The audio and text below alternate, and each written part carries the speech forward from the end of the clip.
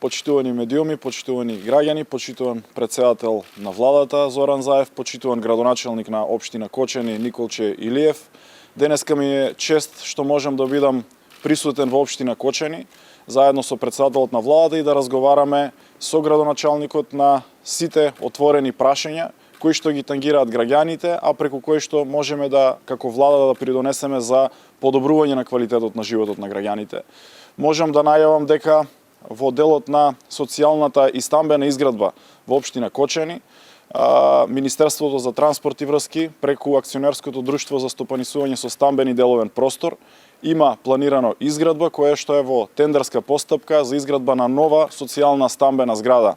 во општина Кочани, која што е во фаза на евалуација и во текот на 2021 година очекуваме оваа социјална стамбена зграда да започне да се реализира со силна динамика.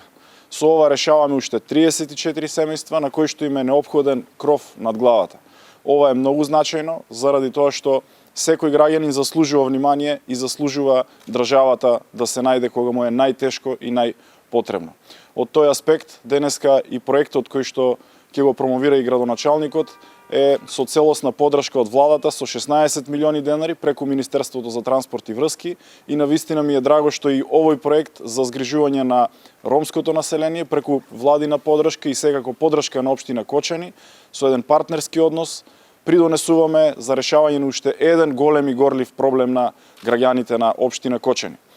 Третиот проект за кој што сакам секако да споменам е проектот за решавање на инфраструктурни прашања и проблеми во општина Кочани, а тоа е 6 милиони денари за преку капитални блок дотации за реализација на кружни текови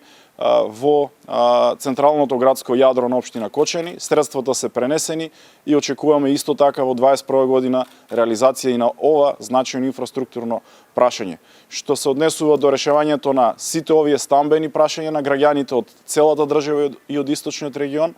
владата преку Министерството за транспорт и врски веќе пренесе 66 милиони денари на општина Струмица за решавање на прашањата кои ги тангираат граѓаните и од ромското население пред се, со цел да го олесниме животот на граѓаните и да решиме децениски прашања и проблеми кои што ги тиштат граѓаните низ целата наша држава. Ви благодарам.